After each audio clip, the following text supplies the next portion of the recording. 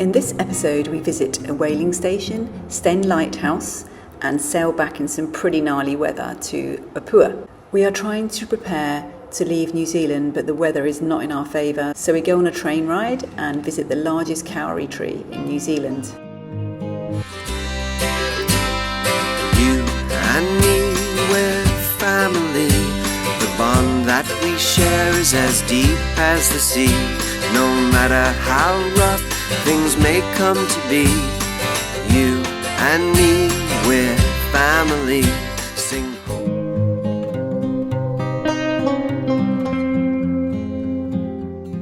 We're just up the coast. We stopped in Whangamumu. It was somewhere where we wanted to stop on the way down actually, but the weather was so terrible. We wouldn't have been sheltered enough in here actually. So this bay has got a whaling station here, which actually isn't really much, it's just a bit of ruins, but there is this walk that goes to the other side, so we've managed to climb right to the top and you get this amazing view and you see all the blues and the greens. It's really nice. Haven't been walking for a while, so we're a little out of breath, but yeah, it's nice to be out.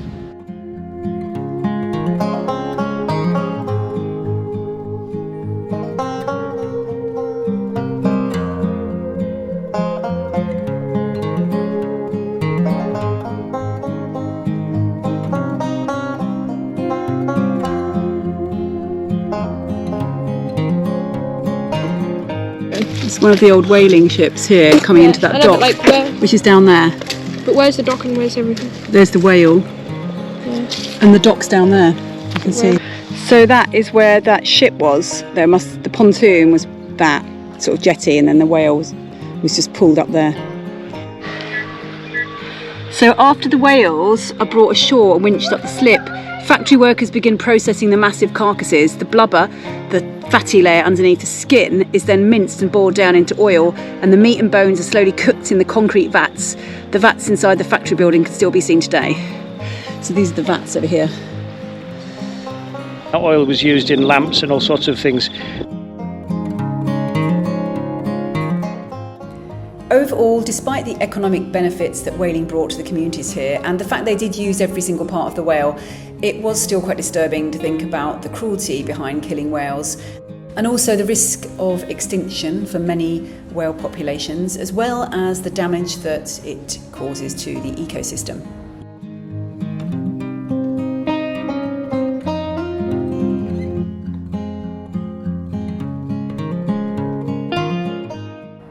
We eventually left this absolutely stunning bay because we had another adventure planned that started from the other side of the headland.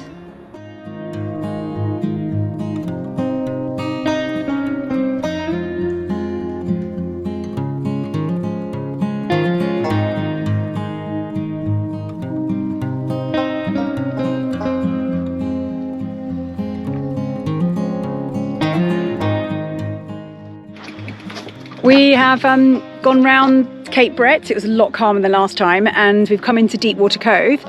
And yeah, at the top of Cape Brett there's actually an old lighthouse, an old lighthouse keeper's hut that you can stay in. So me and the boys are going to go up there for an adventure. So we've got our big backpacks. Woody's going to come back down because he doesn't want to leave the dinghy on the beach, and just to make sure the boat's all right. So here's Ewan coming down. Woo! Woo! Woo! Woo! Yeah, I'm ready. Wow, look how blue the water is. There's Dad up, cheers. Because it's so deep, Gary. Gary, it's because it's so deep, hence the name Deepwater Cove.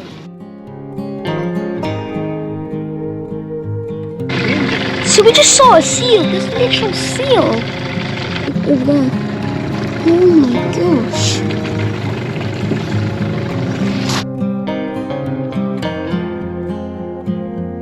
We just got on shore and we did not expect to find a big seal just there.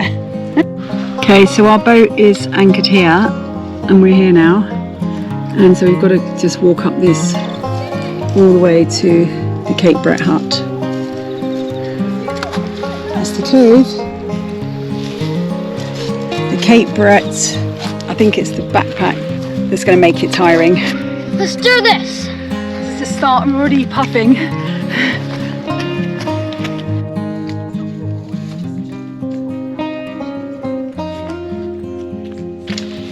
Mum forgot to bring the oil, so now we're gonna have to have raw tofu in our noodles.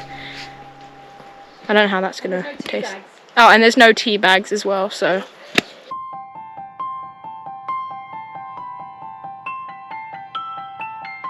There's like cockroaches and spiders and like bugs all over it.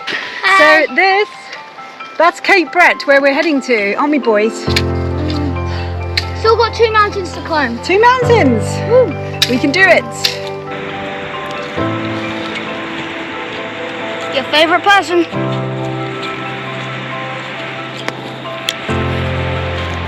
Yeah, there's some real steep bits here. I think we're going to do the final part, which is kind of ridge, and then it goes downhill, but there's definitely some steep drops. That's the place where we're staying.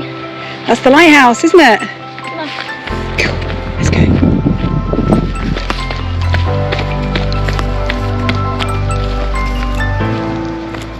Last bit then, you pass the lighthouse and then you see the lighthouse keeper's hut down below, and you just zigzag your way down really through the grass. It's quite nice, and the hut looks really good condition actually. For some reason I thought it would be just kind of, I don't know, sort of put together rather than a proper house, but I guess it gets a lot of bad weather on this point, so you'd need something really robust. This is the bit we sailed around this morning. So we came around from Whangamumu and we came through those 2 rocks there, and when we went down south we sailed right out past all of them because it was that really bad weather with those massive great big waves. In fact, probably the worst sea conditions we've experienced on our boat.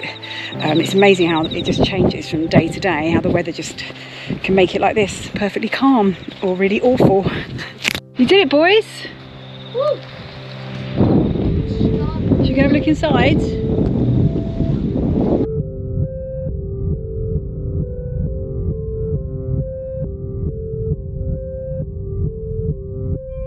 Yeah.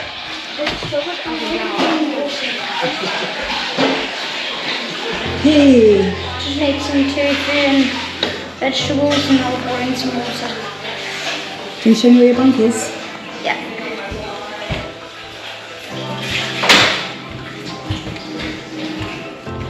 This is my bunk. So Mum sleeps down here and I sleep up here because I have a shelf. Nice. Is there any spiders? There was one, but then I kind of moved it. It was dead anyway, so. This is my walking stick. I found it on the way.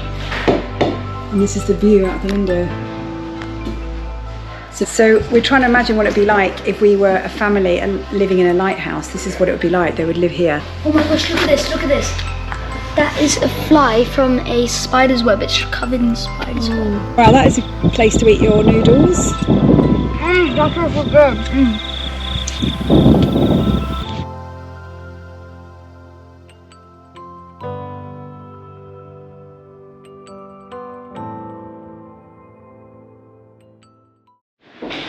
So, we are going back from the walk and we're going back to the boat, but it is really, really windy, so I've got to be prepared. I'm ready with my walking stick and... Are you ready, Derry? What's the weather like? Let's go have a look. Oh. Okay, up we go. Got my spear just in Okay, we've got a break in the rain. My hair's gone all funny. So we're going to go for it now before that big bit of rain comes, try and get into the forest.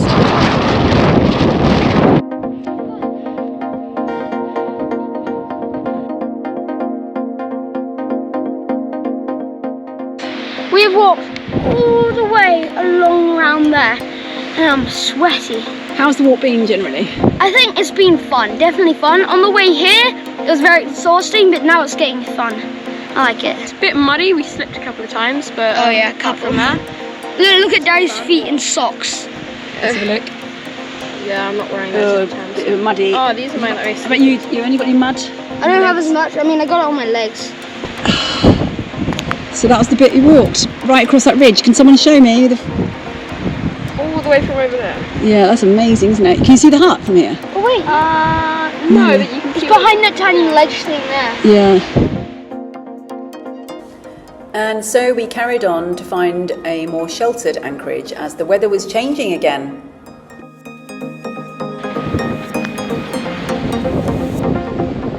So I picked Whangamumu and the boys from Cape Brett, but we kind of left it a bit late, so we've got these horrible gnarly seas. Shark! What? It's a whale or a shark. Bit of drama. Whangamumu saw a pod of orcas. They kind of disappeared before I could get it on camera. Anyway, after our fantastic sail up yesterday, calms kind of hit us with the gnarly seas coming in from the South Pacific. So it's a bit sort of short, choppy, horrible, gnarly waves.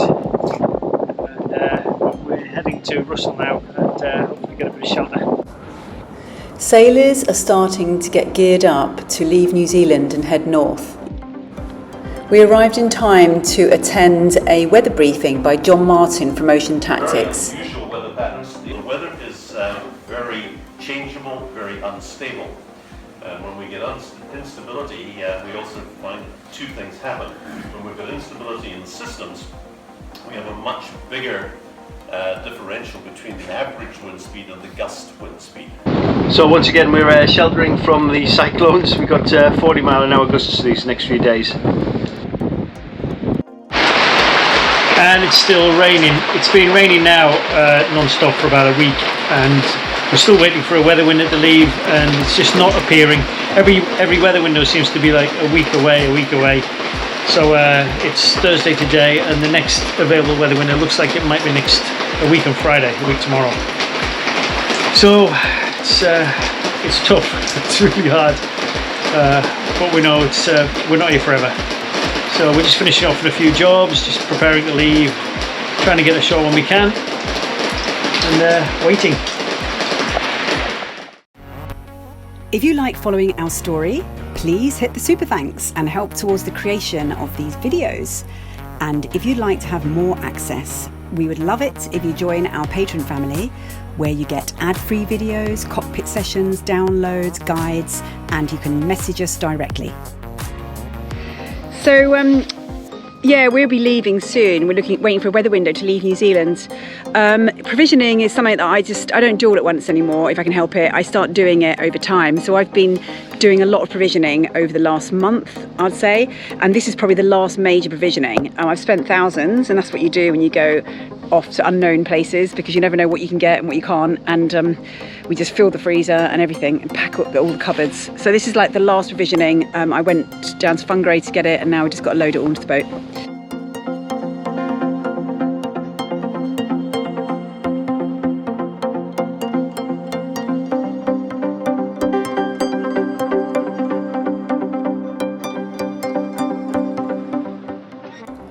Waiting for weather windows is not always bad. It means you get to try out these unique experiences. This time it was Bay of Islands Vintage Railway. This railway line was used to haul coal from the mine in Kawakawa to the coast. So today we've got on the Kawakawa Vintage Railway line. Unfortunately the steam train is out of action, but we've got one of the vintage diesels called Timmy apparently. Safety everybody, my name is Anne and I'm the guard. Up in front of us we've got Mitchell, who's the driver.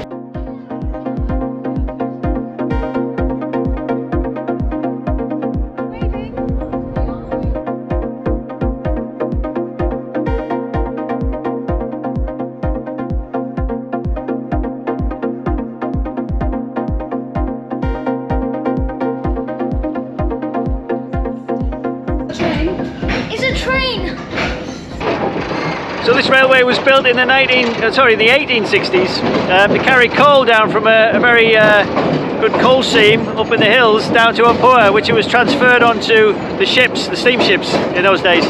But prior to that, it was actually transferred to the barges. But then it was extended at the beginning of this last century, actually. So it was extended at the end of last century when they found an even richer seam of coal. So they could afford the investment to take it all the way down to Opua. Can you miss what you never have known? And can you ache for a place that was never your home? No miss. This is the royal carriage. Like a moth to the flame to burn up or fizzle alone. Can you know who inhabits your skin? And can you trust that you won't blow away in the wind? Having a pattern like a tree is a pattern like a fan. It all comes from one point and goes outwards. They know that that is a very primitive leaf. A ginkgo tree from Japan, a ginkgo tree is a very primitive leaf. Follow the road.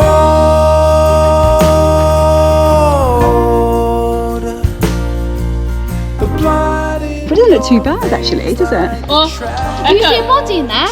No bodies. So here I grabbed some samphire, and you can basically eat this and it's like salty, so I'm pretty sure it's like a healthy alternative to putting just plain salt on your food. So yeah, because it's Mother's Day today, we're gonna have a nice salad. So yeah, this is gonna be on top of it. Even I got some. It's really good. you just need to stop searching and stand up. We decided that we couldn't leave New Zealand without seeing the country's largest living kauri tree, which is estimated to be 1,250 to 2,500 years old. It's called Tane, named after the Maori god of the forest. And we're on the west coast of New Zealand. It's really cool. So yeah, looking at trees. Thousands of miles and just glide through the air on a wing and a prayer. Walking in amongst many kauri trees of different ages and sizes till you get to the bottom and see Te Mata. When the rain comes out of the clouds, it makes no decision. 3,500-year-old tree. His fate was ordained. I'm in the presence of one of the second oldest tree in New Zealand, and it's very big and fat. Like the dimensions of the Taina Mutaya are trunk height 17.7 meters, total height 51.5 meters, trunk volume 244.5 meters. So this is Tane Mahuta, which is the Lord of the Forest. You belong. Just follow it home. Broke up, I wanna go home. Stay tuned for the next episode when we are faced with one of our worst nightmares. Find out why. We come around the back of the boatyard, and you can see how it's emptied out because everybody's kind of left on that weather window to go north, and we're still stuck behind.